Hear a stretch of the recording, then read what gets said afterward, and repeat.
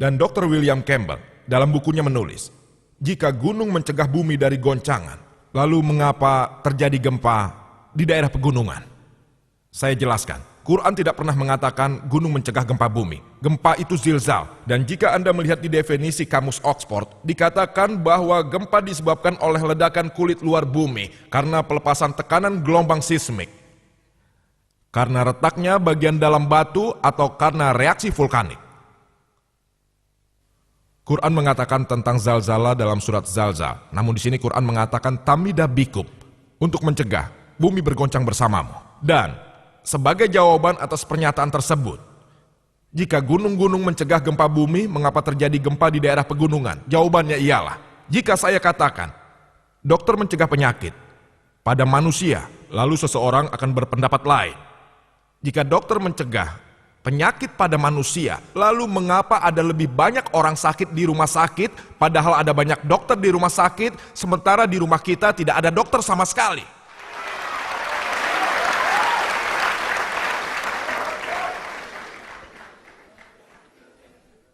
Di bidang kelautan, Quran yang mulia mengatakan dalam surat Furqan 25 ayat 53, bahwa Allah lah yang menciptakan dua macam air, satu manis dan enak, dan satunya asin dan pahit.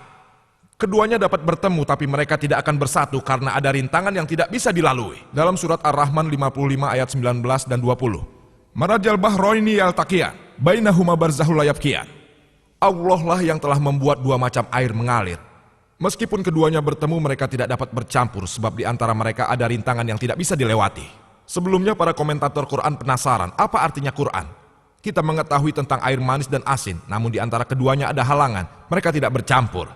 Saat ini setelah kemajuan ilmu kelautan, kita tahu bahwa kapanpun satu jenis air mengalir ke jenis air yang lain, air itu kehilangan unsur pokoknya dan menjadi sama dengan air yang mengalir. Ada daerah yang lebih homogen, yang dimaksud Quran dengan barsak, rintangan tak terlihat.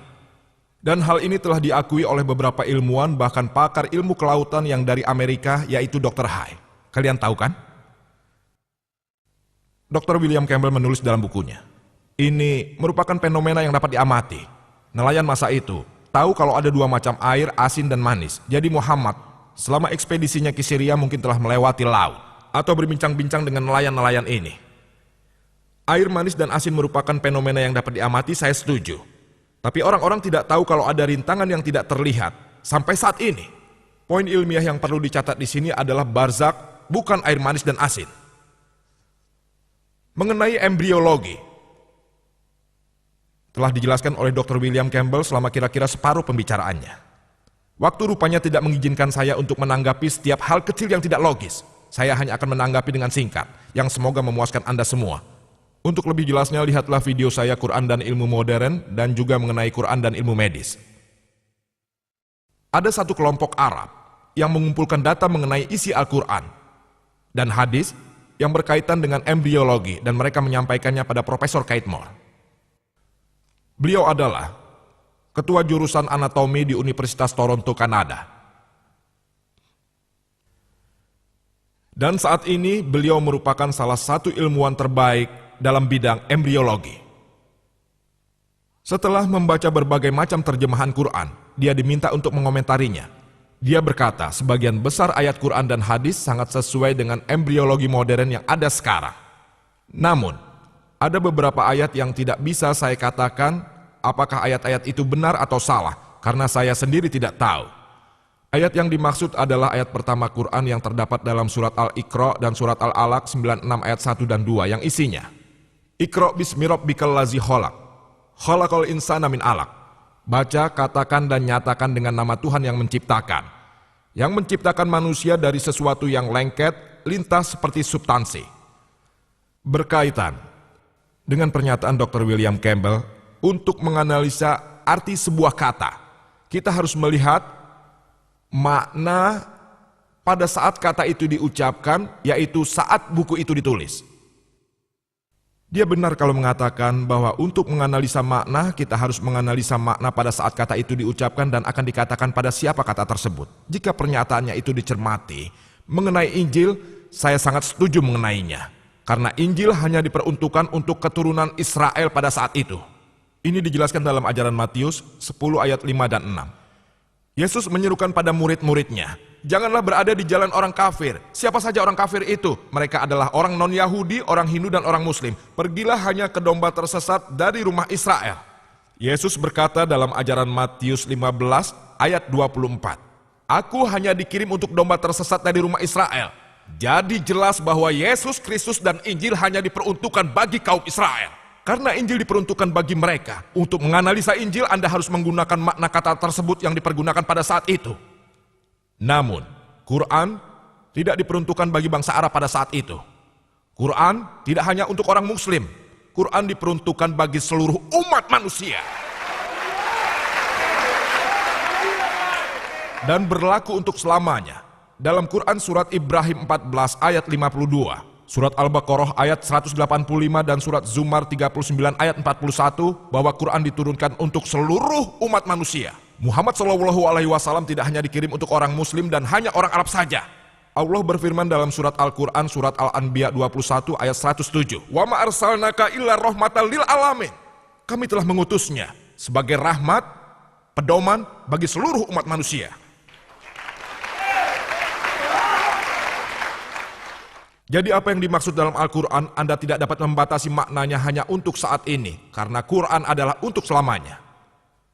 Sehingga makna alakah, lintas seperti substansi atau sesuatu yang lengket. Profesor Keith Moore berkata, saya tidak tahu apakah tahap awal dari embrio seperti seekor lintah dan dia pergi ke laboratoriumnya. Kemudian dia menganalisa tahap awal dari embrio di bawah mikroskop dan membandingkannya dengan foto seekor lintah dan dia tercengang akan kemiripannya. Ini adalah foto seekor lintah dan ini embrio manusia. Yang Dr. William Campbell tunjukkan pada Anda adalah perspektif lain dari yang ini. Buku ini akan terlihat persegi panjang, tapi kalau begini, perspektifnya berbeda.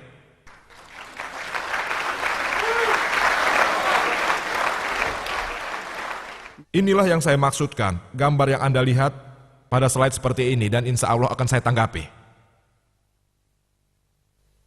Profesor Keith Moore, setelah 80 pertanyaan ditanyakan padanya, dia berkata, jika Anda menanyakan pada saya 80 pertanyaan ini 30 tahun yang lalu, saya tidak akan menjawabnya lebih dari 50%. Karena embriologi baru berkembang 30 tahun yang lalu. Dia mengatakan hal ini tahun 80-an.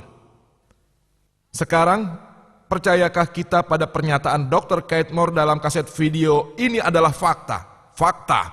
Annahul haq. Jadi apakah Anda lebih mempercayai percakapan pribadi Dr. William Campbell dengan Profesor Keith Moore? Atau pada apa yang disebutkan di buku ini? Yang ditulis dengan sudut pandang Islam juga foto yang telah saya tunjukkan pada Anda. Serta kaset video yang Anda lihat sendiri. Putuskanlah sendiri. Percakapan pribadi Dr. Moore dengan Dr. Campbell atau pernyataan di video. Sama halnya dengan Dr. William Campbell yang telah memperlihatkan videonya. Atau 100% pada saya tentang bulan memantulkan cahaya akan kita bahas nanti.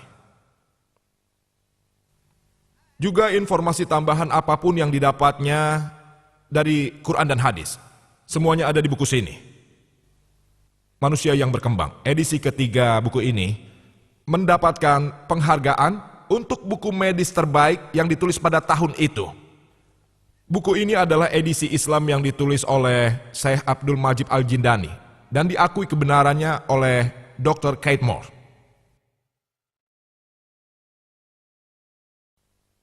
Dalam Quran, surat Mu'minun 23 ayat 13 dan surat Hajj 22 ayat 5, serta ayat-ayat lainnya dalam Quran yang mengatakan kalau umat manusia diciptakan dari nutfah.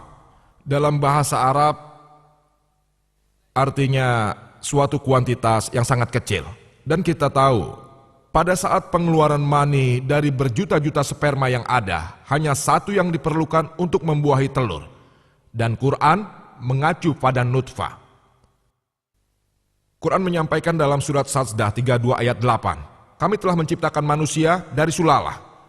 Bagian terbaiknya yaitu hanya satu sperma dari jutaan sperma lain yang dapat membuahi sel telur. Quran merujuk pada sulalah. Dan Quran dalam surat Insan 76 ayat 2 menyebutkan,